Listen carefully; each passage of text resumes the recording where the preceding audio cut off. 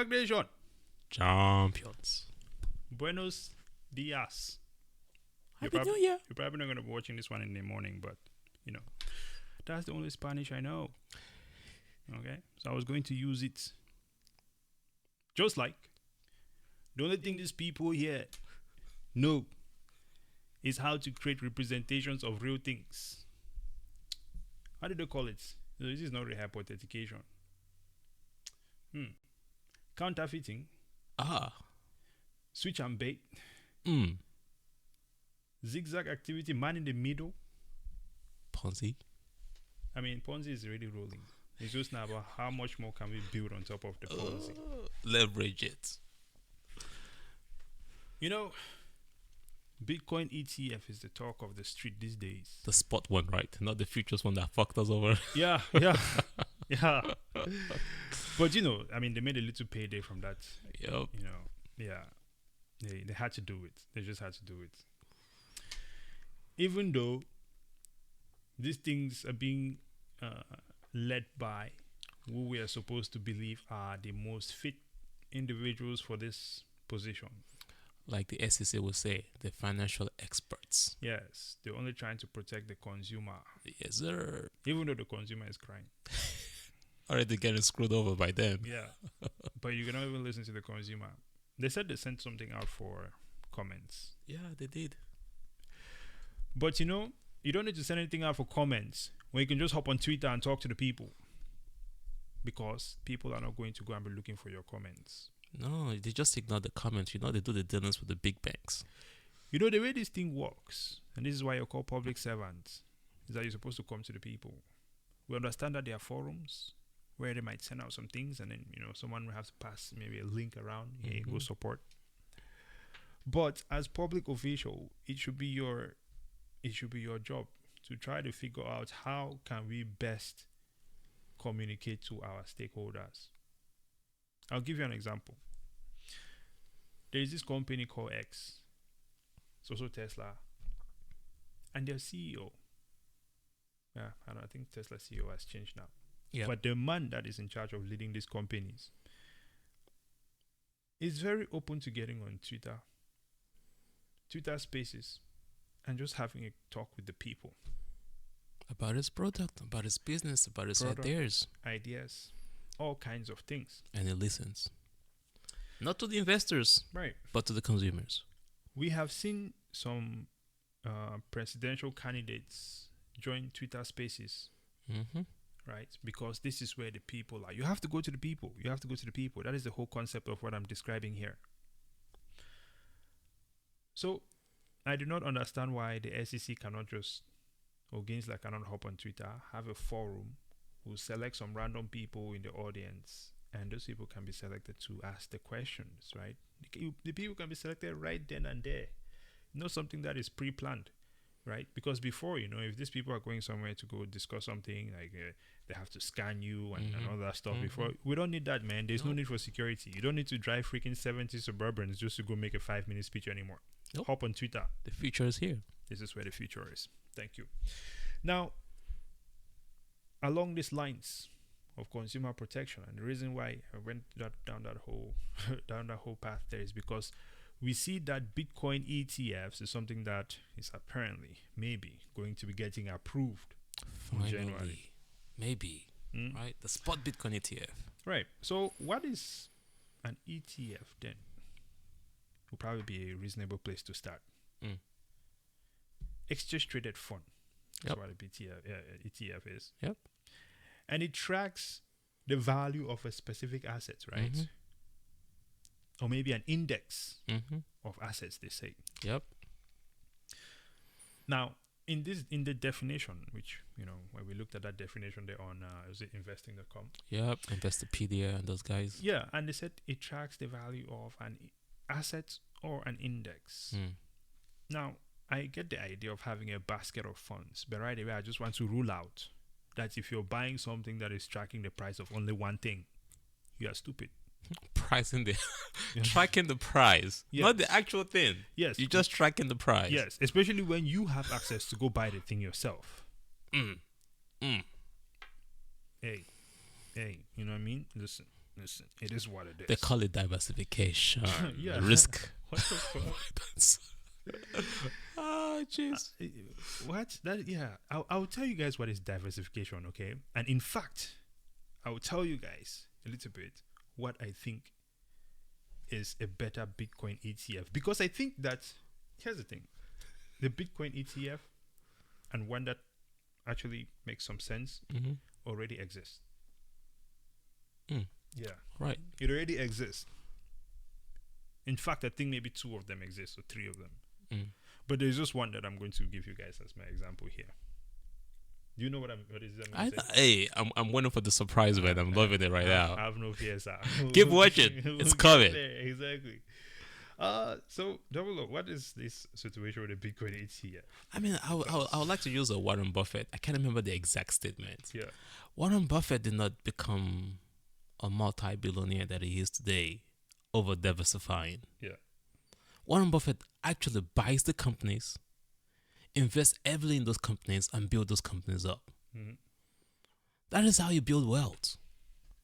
Warren Buffett is not how you're building a bunch of ETFs around, charging you maintenance fee and management fees to build Berkshire Hathaway. Wait, so in other words, then people could buy the Bitcoin shares themselves directly and have no management fees, or they could buy this Bitcoin ETF and then have to start paying management fees. There's actually another article about management fees. There's actually a competition on management fees already. One person want to charge 0.83%, another one to charge 0.4%, another one says, hey, wait a second, I can do it for free. But the whole time, you're actually not holding a Bitcoin. You're just tracking the price of a Bitcoin. I think that scenario that you explained there actually is really a description of the game theory thing. And that is Bitcoin in effect. You're looking at an asset that any of us can go buy directly ourselves. Yep. A group of people have organized themselves and created a representation of that asset and said, we're going to charge you to manage the asset for you. Give you the confidence. Yes. Yeah. Right. So you're buying confidence, right? Yeah. But then it is something that they cannot even come together necessarily to fix a price, because one, people can still always go get this thing themselves, especially down the line, right? Because people will not stop understanding or looking into Bitcoin when this ETF comes out. It's not like everybody's going to go, oh, well, this is the end of the ETF is here, we don't have to worry about it. At some point in time, someone and more people every day will hit that lightning bulb moment and they'll be like, why am I holding this garbage, getting charged for it when I can just hold it myself? Why buy GPTC or Beetle? Yeah. All this other stuff. Exactly. Because it's different prices. Exactly. And then imagine when people find out that, hey, wait, I can sell this thing, put it into Bitcoin, and I can shop anywhere in the world, and that Bitcoin will be there with me. Sure. Unlike your ETF that is locked in and gets taxed. And it is possible that there are areas where I can actually get better tax treatment when it comes to selling my Bitcoin. You can move your ETF around anywhere to any country, but you can move your Bitcoin around to any country. All right. So it will be battle of the lowest fee until there is no fee. You guys got played. Are you willing to just hold this Bitcoin ETF without any, without charging any management fees? I think we're jumping to a conclusion too quickly for the people. Let's talk more about this ETF. Yeah, let's roll back. Now, sorry, man. I know, man. I get too passionate about this shit, people. I get too passionate about this shit because it is absolutely asinine. Absolutely asinine. Where we are right now, we actually have an article that also talks about, like, people want to have more confidence in these things. Okay? Yeah. Now, as to why people want to do this, this article here from Decrypt. Shout out to Decrypt. Yep. This is an old article, by the way. It says here that a Bitcoin ETF creates a simple, legally compliant way to trade the price of Bitcoin, accessible on markets that investors are already familiar with. You mean accessible on markets that investors are already fully in control of? Because when they refer to investors here, the whales, the market makers. Exactly. What do you mean by investors are already familiar with? There's only 2 buttons: buy and sell. That's all you got. That's it. Okay, is this the price you wanted at? Yes, buy. Buy. Oh, are you happy with this profits here? Sell. So that's all you got. That's all you can do. But they get to set the price. What the heck is legally compliant way? They get to dump on you. Yeah, bro, this is crazy. But I digress. Let me go back here. We're talking about what the Bitcoin ETF is, right? Man, why are we talking with so much bias, man? We're trying to give people the answer. Why are we talking with so much bias? I'm talking with bias because I don't think that it is bias. To tell the truth. To say that, well, I don't think that's, it cannot be biased. I don't think it can be biased because we're all feeling this inflation. That's where I'm going. Okay. Unless you're telling me that the value of your money has not gone down with what has happened right now, with the recent inflation. If you're telling me that your money has not been devalued, okay. With the market crash. Yes, then maybe we're 2020, not- 2021, 2022. You know what I mean? Maybe then we're not talking to you. Yeah. If you're telling me that these interest rates, when they increase it, it's not affecting you, and you feel like you're not in control of any of it, then because I think that while we're our standpoint here is the standpoint of sovereignty, financial freedom, and such. Away from this madness. Yeah, because what other way can this bias lean in the direction of central banks? Because that's the only other side. They keep saying, man, that we are the people just fighting the government. Yeah, nobody's fighting any government. We are not fighting, and that's okay. That's actually something that I think that we should actually discuss briefly. We'll come back to the topic, folks. But we are now in a environment, a society where people are too fanatical, right? You must join one side or the other. If you're going to join the LGBT, you must go so far into the plus. Yeah, into things that you have not even had the opportunity to consider, think through, and maybe readjust your perception of those things, right? Yeah. So instantly they're like, hey, you don't like this group of people. Hey, you don't like this group of people. And the favorite one is like, hey, well, you're going against the government. Let me restructure that sentence or restructure that thought process for a moment, if I will. Instead of looking at it like maybe anyone is against the government or going against the government, you can look at it like we just want our financial freedom. Period. You should be allowed to think. Yes. And We are ask free people, question. right? And the people that are impacting or negatively influencing the trajectory of our financial future also have influence over our government. You see, when the 2008 financial crash happened, I don't think that those people who lost everything were sitting there thinking, well, I'm happy with this because I don't want to go against the government. Because this same government, as we see, is the one that bailed out the people that screwed the people around. Yep. But it's fine. Everybody makes mistakes, right? The question now comes to, are you going to correct your mistakes?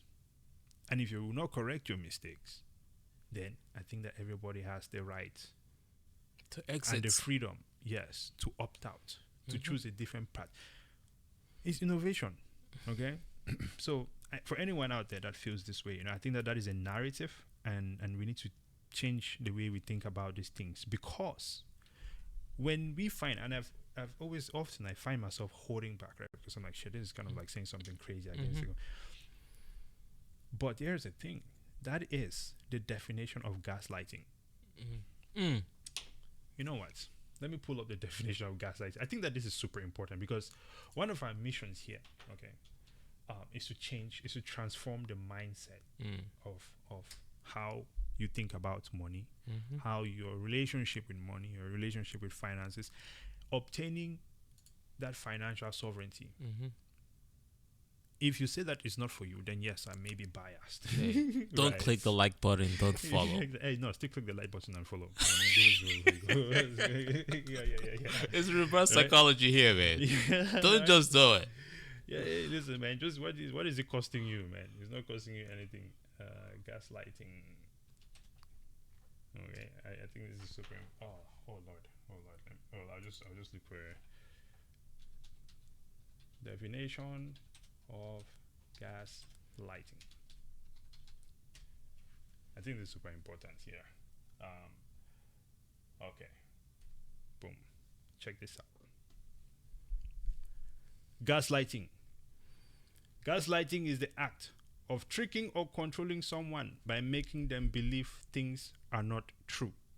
Things that are not true. Yes, things that are not true. Sorry, things that are not true. Fighting for your financial sovereignty, being seen as or being perceived as having an issue with government is not true. It's a dangerous type of manipulation that happens in personal relationship, professional relationships, and by public figures. Exactly. Because and this is exactly why you have political debates before someone becomes the president, right? Do you guys realize? This is why you have political debates, because you need to be able to bring different ideas and really have a showdown, shake them out amongst each other, and then see where a reasonable place is. Otherwise, you end up in a situation where, because your ideas are not liked, you start getting removed off the ballots. So you cannot even have a fair shake at an election. You want financial freedom, and now that's a bad thing. Makes no sense. Tread cautiously, my people. You don't even know where your mind has been taken. Not that I know where my mind has been taken. So back to this whole Bitcoin ETF situation, right? Yes. It says it allows investors, let's just call them investors, to invest in Bitcoin without having to go through the hassle of using the cryptocurrency exchange while providing leverage to its price. Really? Without having to go through the hassle of using a cryptocurrency exchange while providing leverage to its price. It gives you leverage. That is the purpose, though. Providing leverage to its price, that would mean increasing the price, right? But isn't that the purpose of why you buy? Isn't that what happens when you buy something? There is more demand. They're trying to tell you not to go to the crypto exchanges. Yeah, but they want you to go to the traditional exchanges. Well, this is where this is how I kind of looked at it, because they say the hassle of using cryptocurrency exchange. What's the hassle? What is the difference in whether you buy something on Coinbase or you buy it on Fidelity? I think it's the same level of hassle. It's the same. It's the same, right? Actually, one is faster and better. Yeah, you know what I mean? It's the same level of interaction. That is. I mean, right then and there. I mean, I think that that's light gaslighting right there. Yeah, that's gaslighting, right? It's like there's a point in time where there is just so much bullshit that you cannot even hide it anymore, and so you just have to write it out as it is, right? So this is, what they're saying here. Mind you, this is what is this? A corporate finance institute. That's what we're looking at here. They said a spot Bitcoin ETF would work the same way. The price of one share of the exchange traded fund would fluctuate with the price of Bitcoin. Okay. It's not the price of Bitcoin. It's not Bitcoin. It will just fluctuate with the price of Bitcoin. Who's controlling that? Yes, definitely. Let me roll that back, because I actually want to tie it back in with the providing leverage to its price. Listen, man, ladies and gentlemen, please bear with me, okay? Thinking hard. I am not a Harvard graduate. I don't have MBA, okay? I have not studied economics, CFA or whatever. Yes, to the extent that some people have out here. The people who are trying to tell us these things. We are just everyday individuals trying to interpret what the heck is going on right now. Okay. Keep it simple, man. Yes. It's really not that difficult. Absolutely. I would say this. I have at least completed basic levels of mathematics and economics. Where I can tell you that my mathematics is strong. I have read a good amount of economics book where I know that my head is on. That is what got me to this place right now where I'm sitting here questioning these things. Believe me. Here's the thing, okay? From how I understand it, a market has two things. There must be supply and demand. Mm-hmm. That's still the case, right? Yep. If more people want a good, then the value of that good is going to be going up because more people are buying it, thereby driving up the price. Right? When you buy Bitcoin, you're making a statement, first of all. You're also making profits when the thing starts to move. But in order for you to make profit, it must mean that you have seen this asset, you have understood the potential. Think of people who bought Tesla at $7, right? And now, if this asset proves to be what you thought it was, delivers on what you imagined it would be, then the value continues to go up, right? The assets. Yes, the value of the asset price, right? The actual asset. Yes, will Okay. skyrocket. When you say that you want to, you don't want to provide leverage to the price of an asset, okay? Pause here for a moment. I would like to switch your mind to somewhere. The gold standard and coming off the gold standard. These people could either figure out how to work harder to get more money to purchase more gold so that they can have the wealth to continue to fund their wars. Or we could say we don't want to provide leverage to the price of gold. So we depeg from it. Now, you were holding gold can no longer make profit like you should. And then we could just go print money. Is that what they're doing here? Because I just connected that dot too. Yeah. So because you do not want to burn the energy needed to create Bitcoin, yes, and compete with the price of Bitcoin, because you don't want to accept that you do not understand Bitcoin from the longest, despite the fact that you are supposed to be the best of the best, man. Now you're gonna go print paper Bitcoin. Yeah. So that you can keep playing your game. You're fucking with the demand and supply. Exactly. But you're fucking with demand and supply because you're creating more supply. Yeah, but you're creating more fake supply. You're creating fake supply, right? Which is misrepresented, and you're blocking the liquidity from reaching the real asset. Because this is the legally compliant way, right? That your bitch ass customers who have refused to even pick up an economics book for 2 seconds will go with, because they believe you're the best at what you do. They just don't know that you're failing them on such a stealing from them. Massive level. We'll carry on. Are you fucking serious? Isn't it crazy?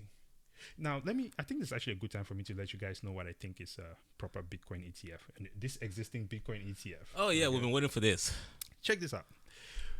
Because one thing that this article says is that, this Bitcoin ETF could have other things in it, right? Like, so, because the objective of the Bitcoin ETF, and we'll come back to what you were saying earlier, Double, because I totally forgot. The objective of an ETF is diversification.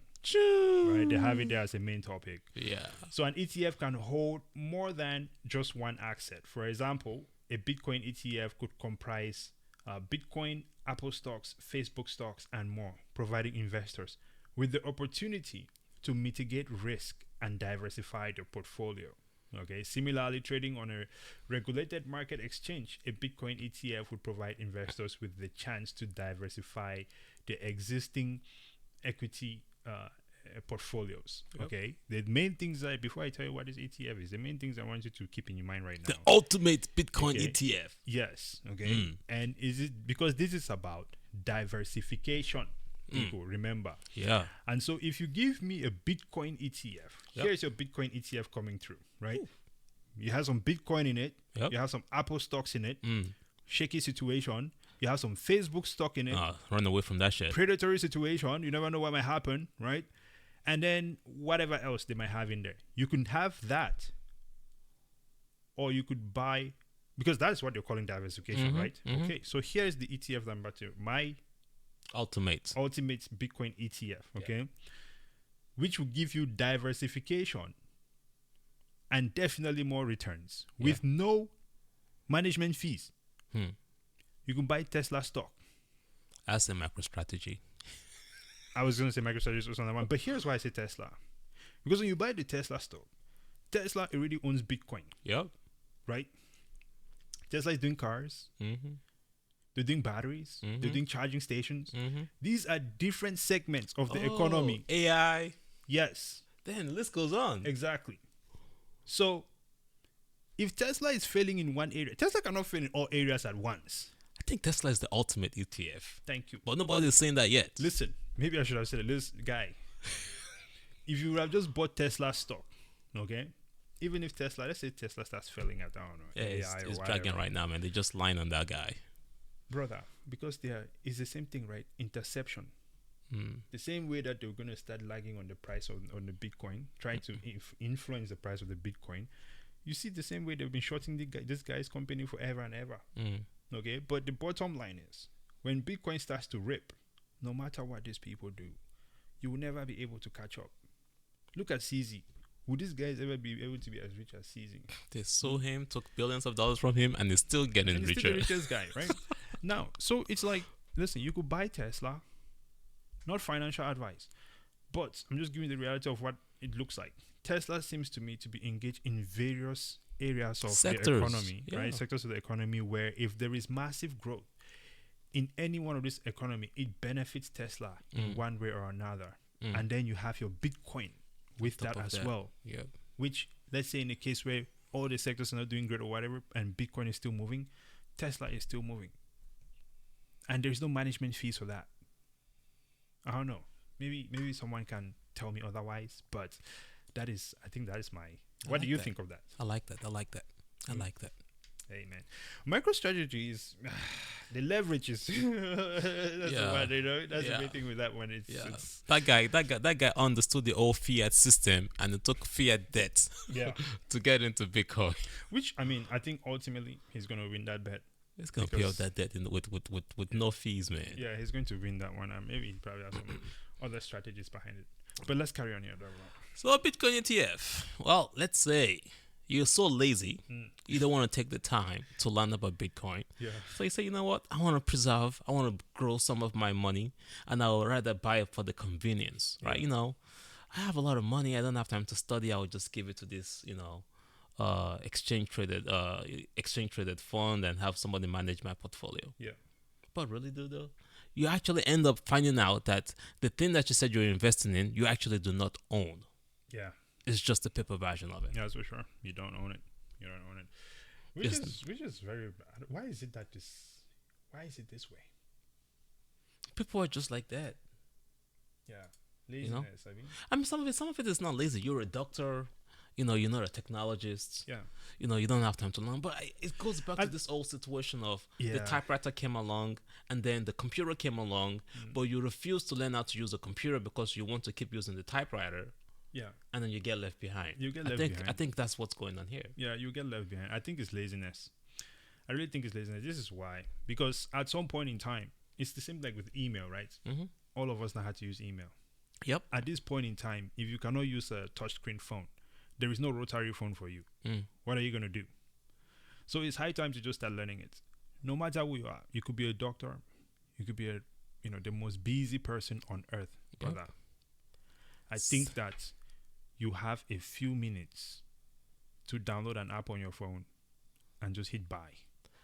We can show you how to set up your own digital wallet and store your own Bitcoin in the wallet. Yes. If you need that help, reach out to us. Yes, we'll have those sessions and we can teach, because people just need to learn the new system. It's not that. It's just like learning how to use email, learning how to use Microsoft Word all over again. Yeah. Or you can wait to it's a certified program by someone who's decided to capture the environment, and then now you think it's legit, and then we'll just increase our prices. Charge you then.